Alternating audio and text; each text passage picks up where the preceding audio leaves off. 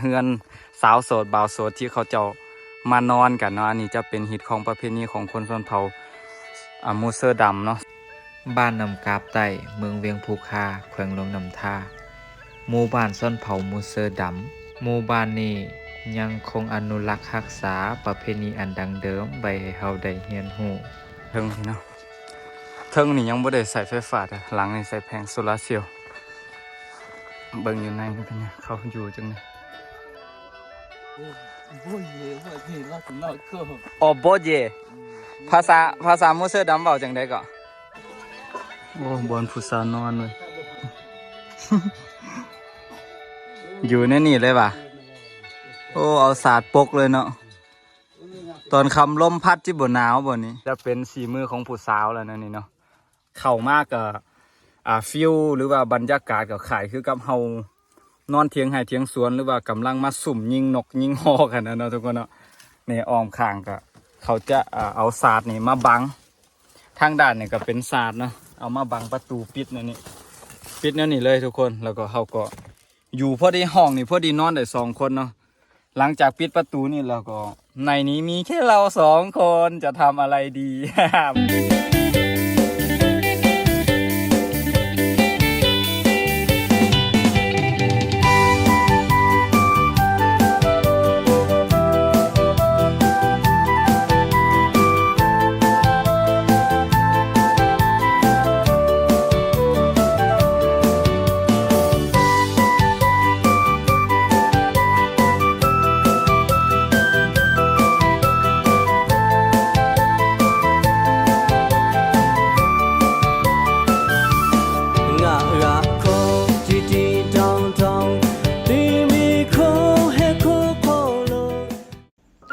สบายดีทุกคนยินดีต้อนรับเข้าสู่ช่องมายโมกุลเบาและหูคือเก่าเนาะมื้อนี้ EP นี้ทุกคนพร้อมกันเลยยังล่ะคันพร้อมแล้วก็ลุยกันเลยทุกคนเบิ่งว่าจุดหมายปลายทางเรื่องราวการเดินทางของเฮาในมื้อนี้จะเป็นแบบใดเนาะอุปสรรคระหว่างทางหรือว่าเรื่องราวดีๆความสนุกบันเทิงต่างๆเนาะมื้อนี้จุดหมายของเฮาคืออยู่ที่บ้านนำกาบใต้เนาะเมืองเวียงภูคาแขวงหลวงนำทาซึ่งจะเป็นหมู่บ้านของมูเซอร์ดำกันเองทุกคนในการเดินทางของเฮาในมื้อนี้เฮาจะใส่ระยะเวลาบอกคุณลูกตั้งแต่5 โมงทุกคนเพราะว่าต้องเดินทาง5 ชั่วโมงจึงจะฮอดปลายทางเนาะแล้วก็ยามกลับก็5 ชั่วโมงถือว่ามื้อนี้บอกคุณโคตรอิดเมื่อยเลยแหละขับรถ10 ชั่วโมงเต็มๆทุกคนไปเบิ่งเลยว่าปลายทางจุดหมายของเฮาจะเป็นแนวใดและอีกบ่โดนเฮาก็ได้มาฮอดนี่เลยสุดท้ายเนาะสิ่งที่รอคอยก็มาถึงอันนี้มันหมู่บ้านเนาะที่เขาจะมาในมื้อนี้อันนี้จะเป็นวิวหมู่บ้านตอนทางเข้าหมู่บ้านเนาะเดี๋ยวเขาจะพาทุกคนเข้าไปเบิ่งวิถีชีวิตของเขาเจ้าแล้วก็อันลักๆคือว่ามื้อนี้มีไฮไลท์เด็ดๆเนาะของชนเผ่ามูเซอร์ดำนั่นก็คือต้องมีหยังทุกคนฮู้บ่อยากฮู้บ่ต้องมีบ้านสาวโสดแล้วก็บ้านบ่าวโสดทุกคนรูปร่างลักษณะมันจะเป็นแบบไหนเดี๋ยวเราไปเบิ่งกันเลยเนาะ 우유. 끝이야. 맛있게 가가. 좋아 나는 해 샤워해. 맛있게. 어묵에 튀었다나. 너 우리 이거 막 그만 티나 어떻게 보여? 요시하고. 홍희엔. 남갑다이. 북한 나갔다. 좋아라. 하디 나 오시 봐. 누나 빠래. 주저때라래. 주저때라. 좋아 티나 좋아야 나 여미 그 티나 아니 뭐 가 북한 나는 시작해가 토일렛 부. 나 오시. Tối nào ngồi cho lo.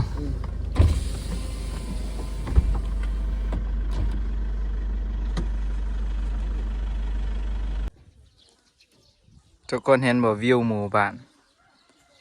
นี่ประมาณนี้นะนี่มันเส้นทางผ่านกลางบ้านอยู่ลุมพุ่นจะเป็นโรงเรียนเนาะทุกคนเนาะอันนี้ก็จะเป็นหอเฮือนของพ่อแม่ประชาชนในหมู่บ้านนี่ยังเป็น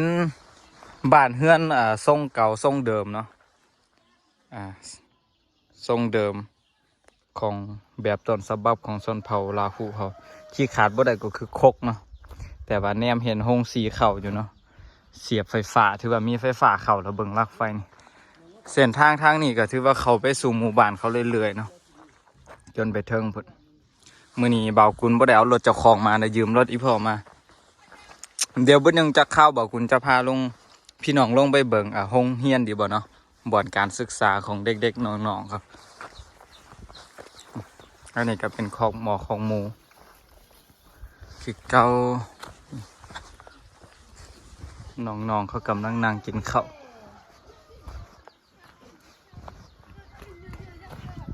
กำลังกินข้าว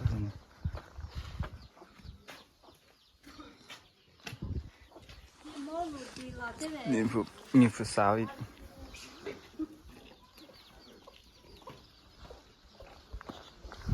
มาเที่ยวชมเหมือนกันใช่ปะแขวงหลวงน้ำทาเวียงภูคาบาดน้ำกาบไต่เขาเจ้าก็อยู่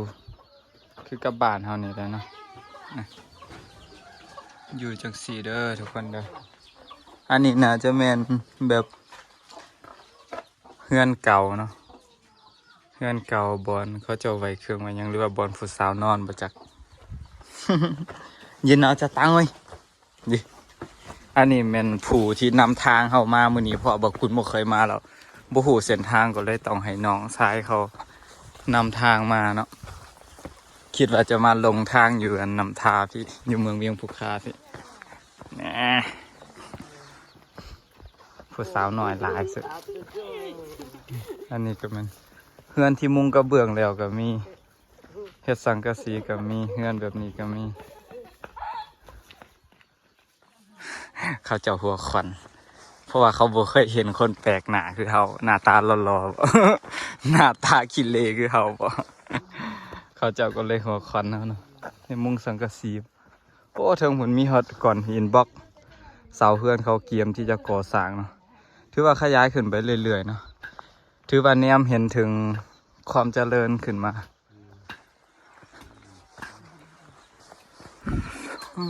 ตุ่มหมานี่ไว้อาสุเจเลยจ้ะอ๋อ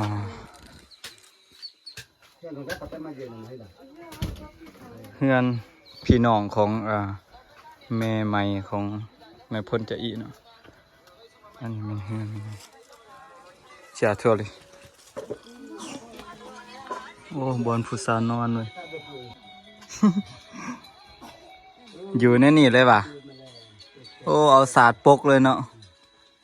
ตอนคำลมพัดที่บนหนาวบนนี้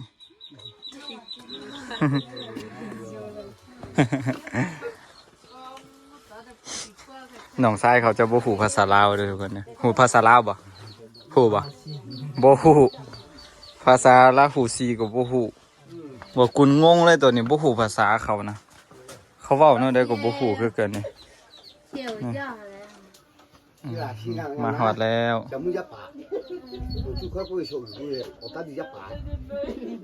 พอในพ้นก็มื้อเช้าเฮามาแล้ว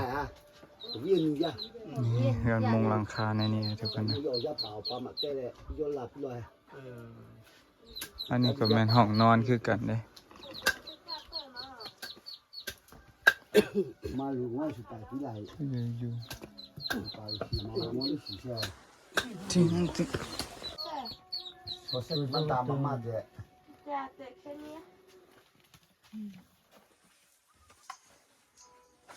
นี่ปัจจัยอยู่我给带抬了去，你在那你พ่อ我拿它嘞。你要我啥进来？你要我打包回家呀？后来我就过一些月，下个月过来的。过得就。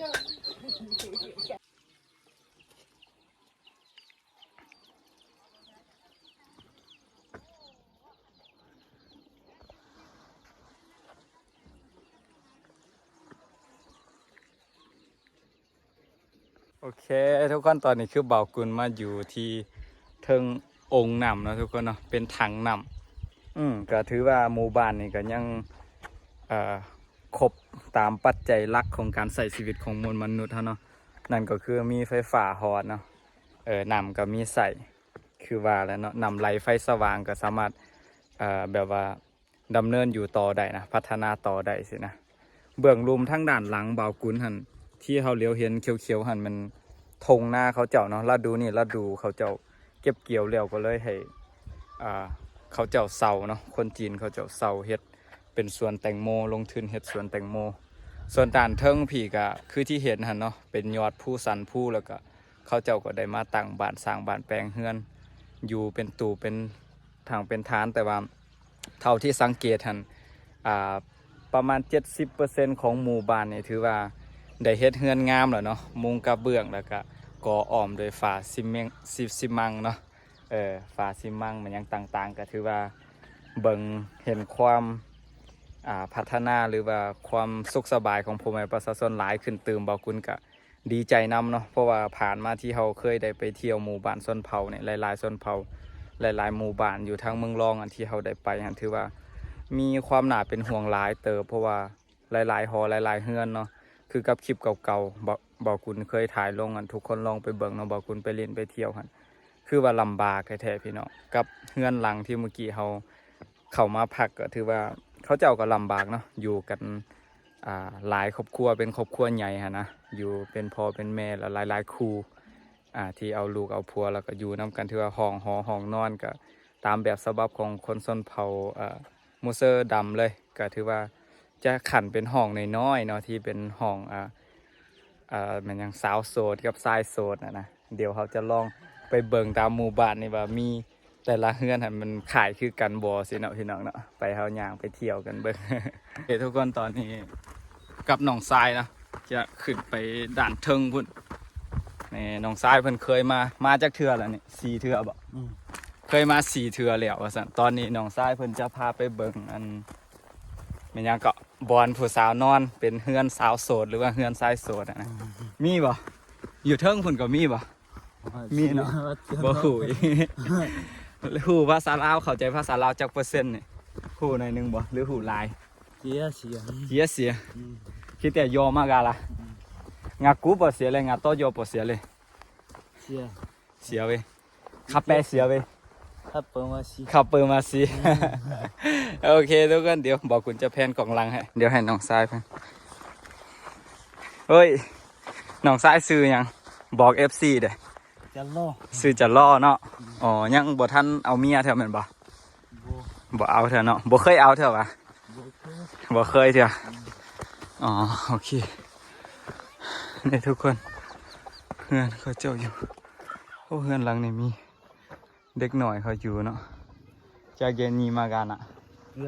กาวโอ้พี่จานจะลอยจะเกนีงอสิเลย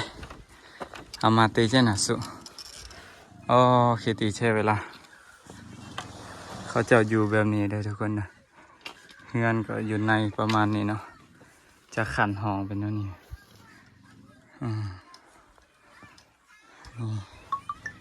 อันนี้บนกินบนอยู่บนนั่งบนนอนพี่เนาะเย่เดี๋ยวเขาเจ้าจะบ่หูภาษาเขานะทุกคนบอกกุนกับบ่หูภาษาเขาเนาะอันนี้แมันขอกเป็ดขอกไก่แบบจิ๋วมินิแบบน่ารักเอาอันนี้มาออกเวลายามฝนบ่ให้หมูอย่างดุดลำบากเติบเลยมาดันเทิงพี่เนาะเทิงนี่ยังบ่ได้ใส่ไฟฟ้าแต่หลังนี่ใส่แผงโซลาร์เซลล์เบิ่งอยู่ในนี่เป็นไงเขาอยู่จังเลยคือการอะไรนะพี่น้องนะไป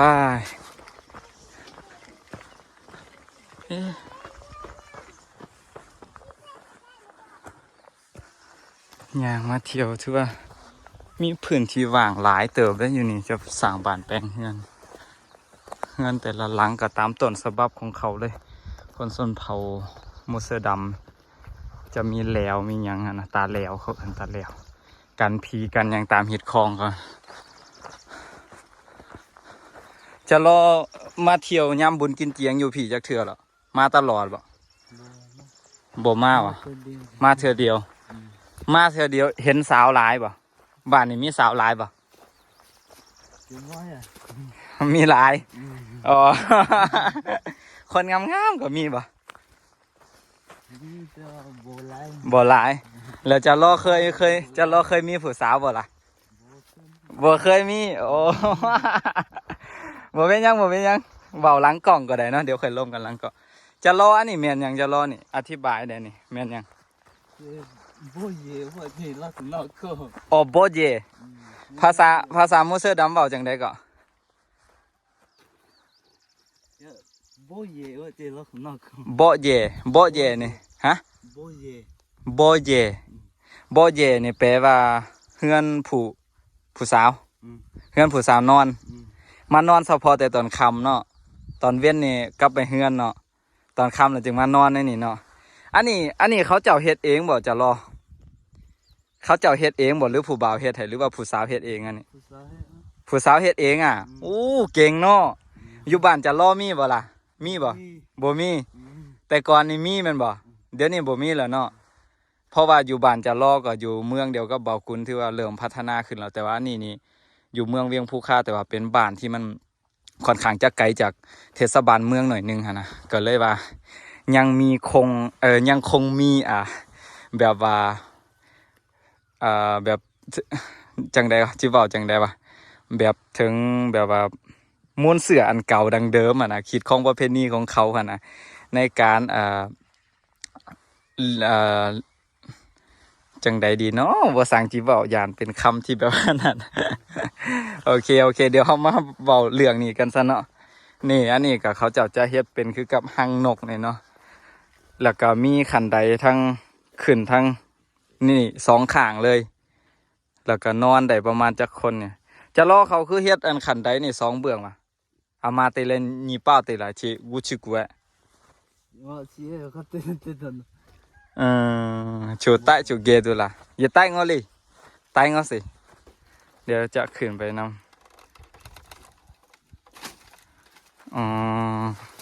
โอ้จิบ่ลมอ่ะจะรอลมบ่ บ่ลมบ่อันนี้เขาเจ้าบ่มานอนล่ะเนาะหลังนี่เนาะถือว่าเขาเจ้าจับอันตัดไม้ซอดไม้เหี้ยแล้วก็ซับแล้วมาเฮ็ดเองเบิ่งสีมือในการมัดตอกกับหูเนาะน่าจะเป็นสีมือของผู้สาวแล้วนั่นนี่เนาะเพราะว่าจะรอเพิ่นน้องชายเพิ่นว่าอันนี้มันสีมือผู้สาวเฮ็ดไปลองไปเบิ่งหลังหั่นอีกไป จะรอกลับไปบ้านแล้วอย่าลืมเข้ามาเบิ่งคลิปตัวเองหน่อยเด้อโหบ่จะรอเคยเบิ่ง YouTube บ่เบิ่งแต่ TikTok อ่ะ YouTube เคยเบิ่งบ่เดี๋ยวจะรอเข้าไปเบิ่ง YouTube แล้วจะเห็นเจ้าของอยู่ในนี่จะรอสุดอยู่ในกล่องนะ นี่อันนี้ถือว่ายังมีคนมานอนอยู่เลยทุกคนเพราะว่ายังมีศาสตร์มีหยังมาบังไว้เวลาตอนค่ำยามเขาหนาวหั่นน่ะแล้วเขานอนนี่จะบ่มีเขาจะบ่ใส่ผ้าห่มนะพี่น้องเขาจะนอนแบบนี้นะนี่เข้ามากก็ฟิลหรือว่าบรรยากาศก็คล้ายคือกับเฮานอนเถียงไร่เถียงสวนหรือว่ากำลังมาสุ่มยิงนกยิงฮอกันนะเนาะทุกคนเนาะนี่อ้อมข้างก็เขาจะเอาศาสตร์นี่มาบังทางด้านนี่ก็เป็นศาสตร์เนาะเอามาบังประตูปิดนี่ปิดนั่นนี่เลยทุกคนแล้วก็เขาก็อยู่พอดีห้องนี่พอดีนอนได้2คนเนาะหลังจากปิดประตูนี่แล้วก็ในนี้มีแค่เรา2คนจะทำอะไรดี บอกไปเรื่อย จะเล่าแม่นบ่ยี่ตัวมั้ยน้องงาเฮาหูถ่ายแล้วมาโอเคเด้อทุกคนเด้อหลังจากที่เราได้พามาเยี่ยมส้มเบิงห้องหอเนาะหรือว่าเฮือนสาวโสดบ่าวโสดที่เขาเจ้ามานอนกันเนาะอันนี้จะเป็นฮิตของประเพณีของคนชนเผ่ามูเซอร์ดำเนาะส่วนหลายก็จะเห็นแต่มูเซอร์ดำที่เขามานอนกันแบบนี้เนาะตอนค่ำเขาจึงมานอนแล้วก็ผู้บ่าวที่แบบว่าแอบหักแอบมักอะไม้ตาไว้แล้วก็มานอนนำเนาะคันเขาให้นอนนำก็แสดงว่าเขามักคันเขาตีเนี่ยแสดงว่าเขาบ่มักมันบ่จะรอคันเขาไปนอนแล้วก็เขาบ่เว้าหยังแสดงว่าเขามักเขาให้เขานอนมันบ่จะรอเคยนอนบ่บ่เคยนอนแล้วคือหู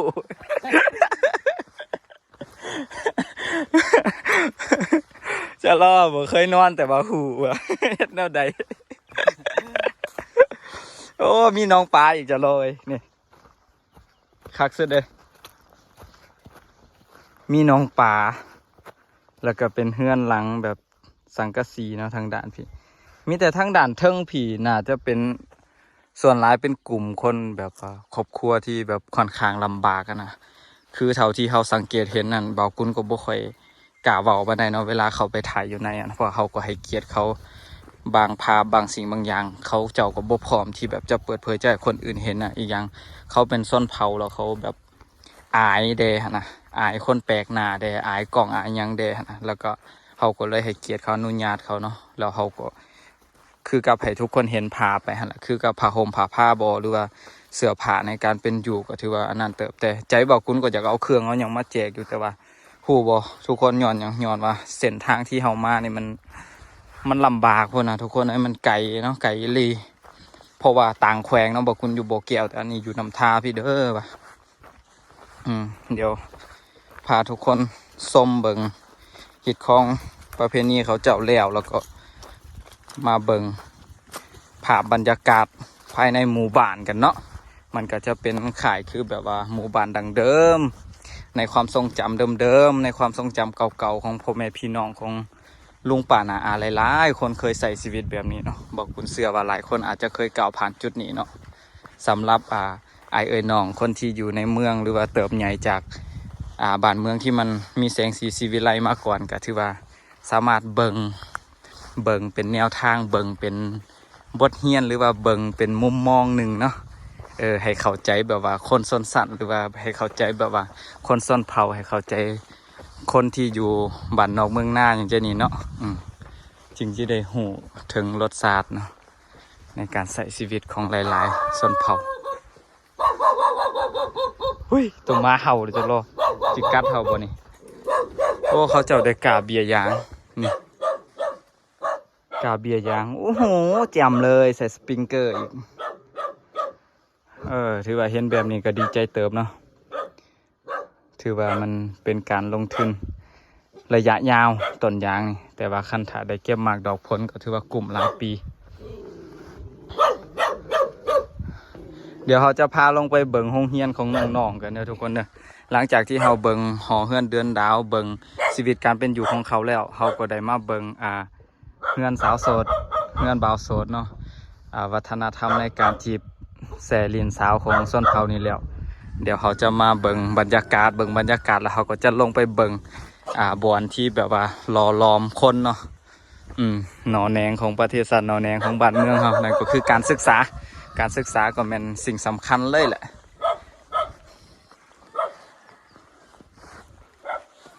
นี่เฮือนกับปลอกแปลกแบบนี้ด้วยสังกะสีคันมือนี้จะล่อบ่มาน้ำนี่ลงทางแท้ๆแล้วบ่หูทางนะ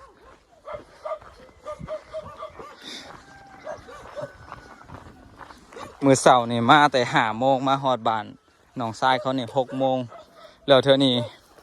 เห็นน้องชายจะล่อเขาคือจิแมนเห็นแกะขี้หูขี้ตาออกมานะคือจิแมนเป็นนอนน้ำสาวมาบ่จักแม่นบ่จะล่อมือเสาร์ออกไปนอนน้ำสาวมาแม่นบ่ อายถ่าบักเดิน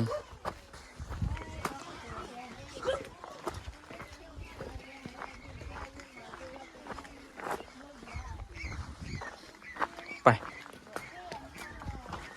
ลงไปเส้นทางใหญ่กัน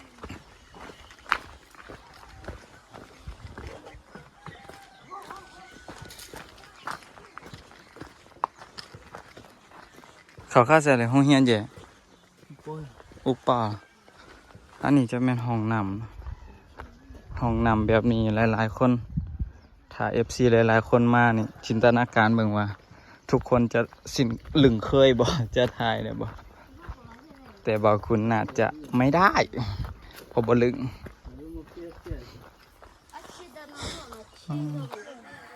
คุณมาตัวแมวจะตอก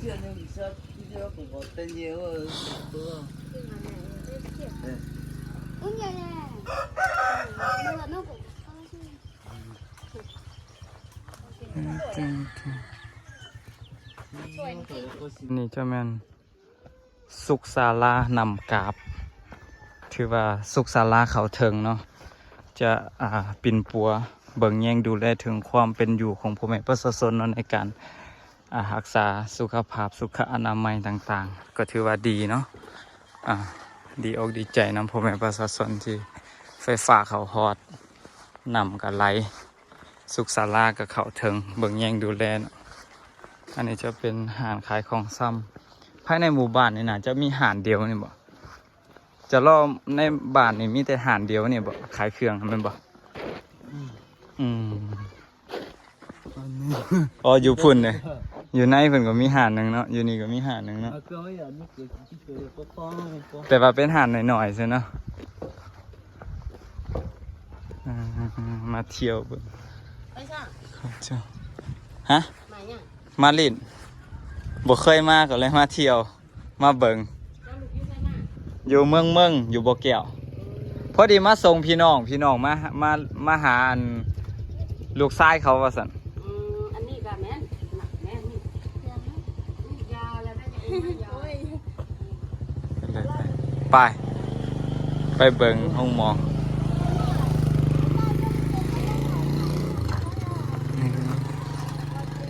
โอ้ดนได้เห็นรถใหญ่เข้ามา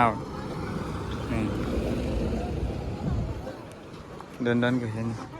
นี่เบิ่งผู้สาวนี่อันนี้แม่นผู้สาวบ่จ๊ะเหรอแม่นแม่นบ่ 也没好听了几回。 ยังมีทำมาจ้ะโอปาเจ้าปูแลโอปาเฮปูโอ้ตีกามาก็คือกาแลมาคือว่าซั่นเขาเจ้าว่ามีผัวแล้วบอกคุณก็เลยบอกยอกว่าอยากได้ผัวเพิ่มบ่เขาว่าบ่เอาแล้ว โอ้คักเลยจะรอ กะว่าจิสอกสาวให้จะรอจะคนหนึ่งนะห้องเฮียนปฐมสมบูรณ์นำกลับไต่โอ้นี่อยู่ในนี่เนาะอันนี้จะเป็นห้องเฮียนอันนั้นจะเป็นห้องครัวห้องหยังนะพี่น้องอันนี้ห้องเฮียนน่าจะมี1 2 3 4 5ห้อง5สันเฮียนเนาะมีห้องน้ำเลย2แล้วก็มีโรงอาหารนี่บ่อันนี้โรงอาหารโอเค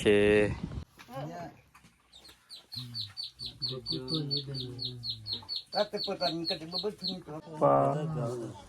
เบิ่งอยู่ทางหลังบ้านนี่ขี้เหงื่อหมู่บ้านนี่บ่มีบ่อนนั่นสถานที่จัดเก็บขี้เหงื่อเป็นระบบระเบียบเนาะมันเป็นมลพิษ ตัวเชี่ยงากูตัวเชี่ย เปื้อนหลายเนาะ ตัวตู้เลยตัวตายโอ้ย ขี้เหงื่อง ามาเว้ย ตอนนี้ครับมาฮอด โนวิอาก็ลายว่า เพื่อนของอันลูกชายของแม่ใหม่ข ก็ อง แล้วมั้ย พ่อในพล ตัวแล้ว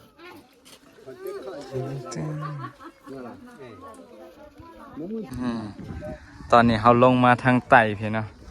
อันนี้เป็นเฮือนของลูกชายของแม่ใหม่ของนายพลจะอีเนาะเพราะว่าแม่นายพลจะอีหันเสียแต่ดนแล้วแหละแต่ว่าพอเล่าหันใดแม่คนที่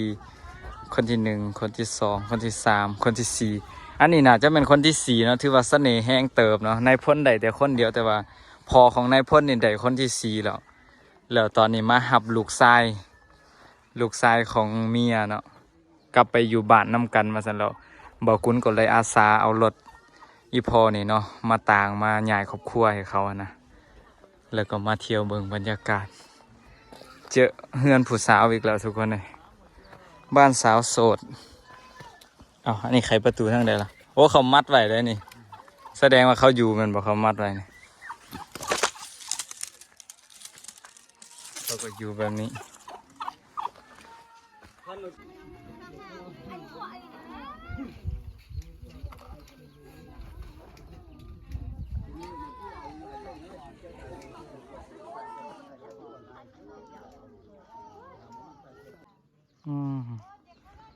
อันนี้มันคอไก่พี่น้องอ้อมหอบก็เป็นผู้เป็นผาเป็นไหมเป็นตอกบักหลายๆเนาะแต่บ่เข้าใจว่าคือสารนี่ก็ยังสารอยู่นะแต่คอไก่คือว่าบ่เฮ็ดดีๆคือว่าเก็บแก๊สเก่าเนี่ยมาใส่เฮ็ดเป็นหอกไก่เสาก็มีแต่3 เสาขี้เหงื่อก็อ้อมบ้านอ้อมเมืองทั้งที่มี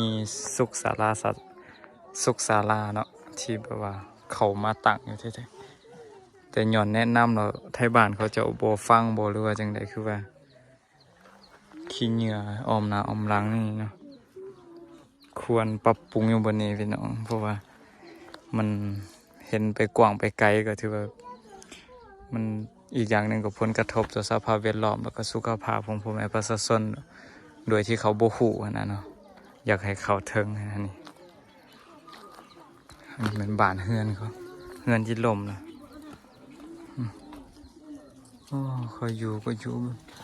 เด็กหน่อยเขาอยู่ได้นี่หลังนี่โอ้ไม่น่าสุข